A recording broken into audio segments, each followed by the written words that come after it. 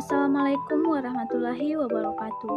Puji syukur kita panjatkan kehadirat Allah Subhanahu wa Ta'ala, karena dengan limpahan rahmatnya kita dapat membuat video pembelajaran yang dilakukan oleh kelompok 4 dengan judul materi Merdeka Belajar di Sekolah. Tak lupa pula kita kirimkan salam serta salawat kepada junjungan Nabi besar Muhammad SAW. Pertama-tama saya ucapkan terima kasih kepada Bapak Dr. Haji Muhammad Jamil Barambangi MPD dan Pak Aprisal MPD atas kesempatan yang diberikan kepada kelompok kami. Adapun anggota dari kelompok 4 yaitu saya sendiri Irmawati sebagai moderator dan juga pemateri keempat, Diniami pemateri pertama, Astina pemateri kedua, Nurmadina pemateri ketiga, dan Purnama sebagai pemateri kelima. Untuk menghabiskan waktu, langsung saja saya serahkan kepada pemateri pertama untuk membacakan materinya. Pengertian merdeka belajar. Di dalam Kamus Besar Bahasa Indonesia, kata merdeka dapat diartikan sebagai bebas dari penghambaan, penjajahan, atau dapat diartikan dengan berdiri sendiri. Dalam bahasa Arab, kata merdeka lazim dengan penyebutan huriyah, yang artinya bebas dari segala bentuk pengikatan diri terhadap apapun atau istiqlal. Dalam konteks ini, merdeka sama saja dengan keleluasaan untuk berpikir secara bebas dan menentukan nasibnya sendiri, sedangkan belajar merupakan perubahan perilaku yang relatif permanen di dalam berperilaku berkehidupan yang didapatkan sebagai hasil dari pengalaman atau latihan. Menurut Muhammad Surya, belajar merupakan sebuah usaha yang diupayakan untuk perubahan setiap individu untuk memperoleh perubahan secara keseluruhan yang didapatkan dari proses pengalaman serta respon dari interaksi terhadap lingkungan kepada setiap individu. Sedangkan pandangan dari Sanjaya, kata belajar memiliki makna harfiah yang mengedepankan perubahan proses mental yang diakibatkan dari rangsangan interaksi lingkungan. Secara umum telah dikemukakan bahwa belajar sebagai perubahan pada individu yang terjadi melalui pengalaman dan bukan karena pertumbuhan atau perkembangan tubuhnya atau karakteristik seseorang sejak lahir. Maka dari itu, merdeka belajar merupakan kebebasan di dalam menentukan cara berperilaku, berproses, berpikir, berlaku kreatif, guna pengembangan diri di setiap individu dengan menentukan nasib dirinya sendiri. Merdeka belajar dapat dimaknai pemberian ruang yang lebih terhadap siswa dengan adanya kesempatan belajar secara nyaman, tenang, dan bebas tanpa adanya tekanan, dengan memperhitungkan bakat alamiah yang dimiliki setiap siswa. Dalam pidatonya pada Hari Guru Nasional, Menteri Pendidikan dan Kebudayaan Nadiem Makarim memaparkan suatu kebijakan mengenai merdeka belajar yang di dalamnya terdiri dari 4 poin yang digadang-gadang akan membawa perubahan dan dampak besar dalam dunia pendidikan. Secara luas, Nadiem Makarim menjelaskan tentang merdeka belajar dengan 4 pokok bahasan. Yang pertama, USBN, kedua UN, ketiga RPP, dan yang terakhir adalah PPDB. Selanjutnya, 4 pokok kebijakan Merdeka Belajar. Dalam konsep Merdeka Belajar memiliki 4 program pokok kebijakan pendidikan yang dijadikan titik peningkatan kualitas sumber daya manusia. Program Merdeka Belajar terdapat 4 kebijakan yang meliputi proses penilaian USBN komprehensif, yaitu penyelenggaraan USBN ujian sekolah berbasis nasional akan dilakukan dengan ujian yang diselenggarakan oleh sekolah. Dalam proses penilaian, pihak sekolah dapat melakukan ujian secara tertulis maupun lisan, atau bisa menggunakan pembuatan karya tulis maupun pengumpulan portofolio, sehingga pihak sekolah mampu menyusun dan memiliki wewenang sesuai dengan kebijakan yang tentunya mendukung proses pengetahuan anak. Yang kedua, ujian nasional UN akan diubah menjadi asesmen kompetensi minimum dan survei karakter yang terdiri dari kemampuan bernalar menggunakan bahasa, literasi, kemampuan bernalar menggunakan matematika, numerasi, dan penguatan pendidikan karakter. Proses ujian pun akan dilaksanakan pada tengah jenjang pendidikan, misalnya pada kelas 4 SD, 8 SMP, 10 SMA.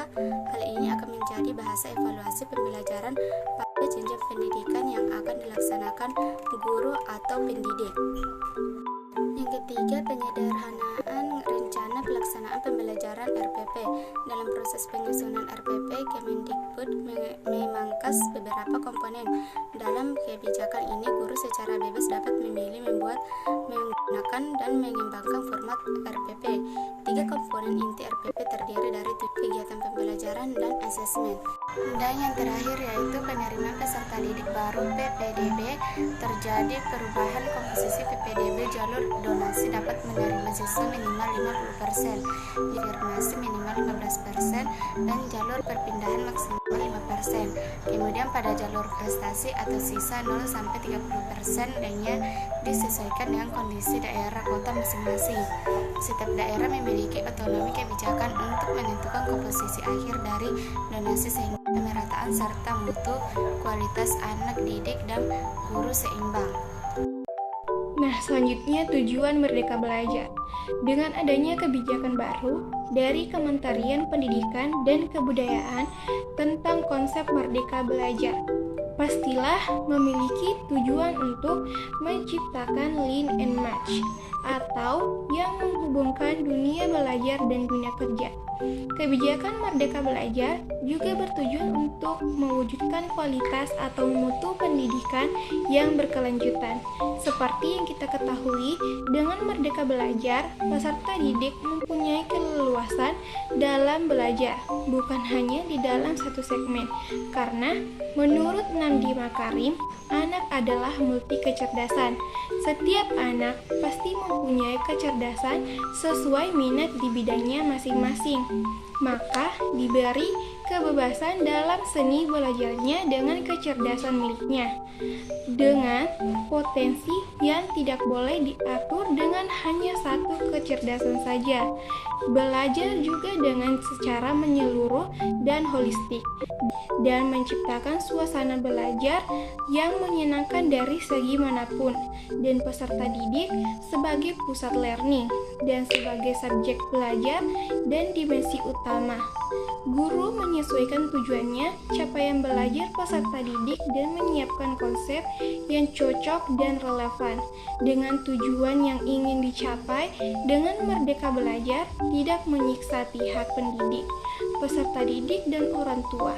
Dengan ini, Merdeka Belajar bertujuan untuk membebaskan peserta didik dari sebuah sistem kejar target nilai, penerapan belajar dengan cara menyenangkan, dan belajar bukan hanya untuk mengejar kelulusan atau untuk mendapat nilai tertinggi. Belajar juga bisa dilaksanakan di luar kelas, bukan cuma di dalam kelas, tetapi peserta didik diharapkan dapat berdiskusi dengan guru, outing kelas, dan belajar banyak hal seperti berani bertanya, berpikir cerdik dalam bergaul, dan mandiri. Selanjutnya yaitu survei karakter yang berbeda dengan tes.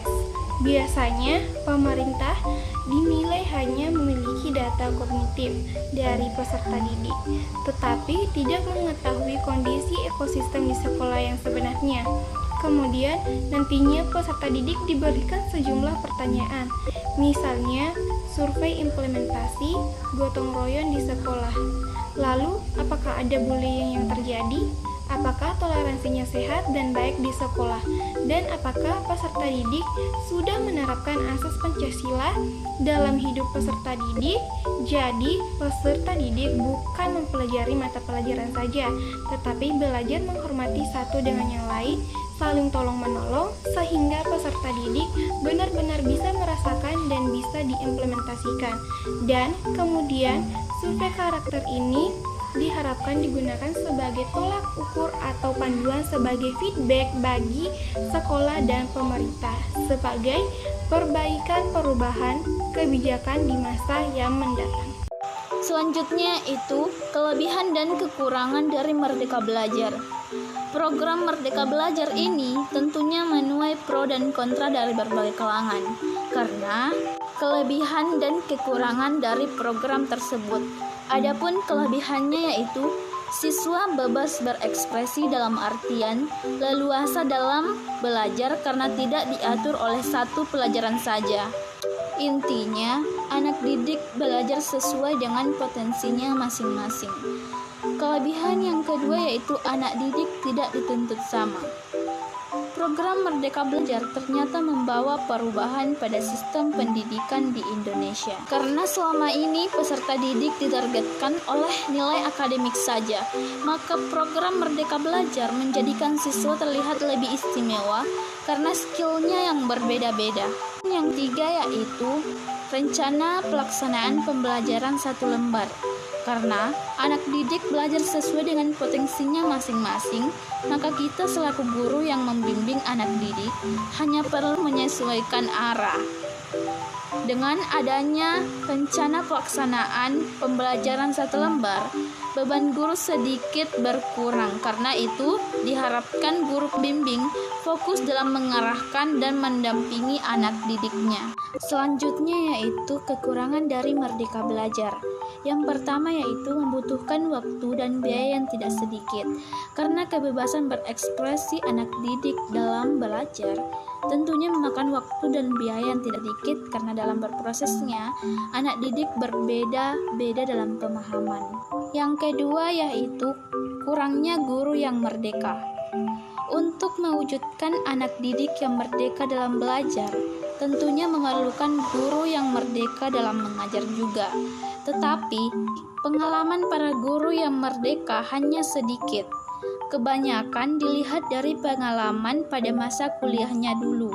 Hal ini disebabkan oleh kurangnya pengalaman para guru karena program Merdeka Belajar ini baru-baru saja diterbitkan.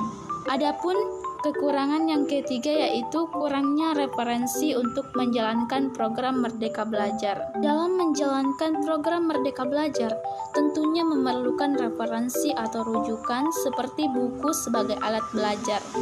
Buku yang ada sekarang dinilai rendah, maka dari itu memerlukan buku yang lebih efisien untuk menjalankan pembelajaran dan mewujudkan program Merdeka Belajar ini. Bagian implikasi Merdeka Belajar. Implikasi utama dari Merdeka Belajar lebih ditekankan kepada murid agar mengajak murid lebih aktif dan berperan besar dalam perkembangan pendidikannya.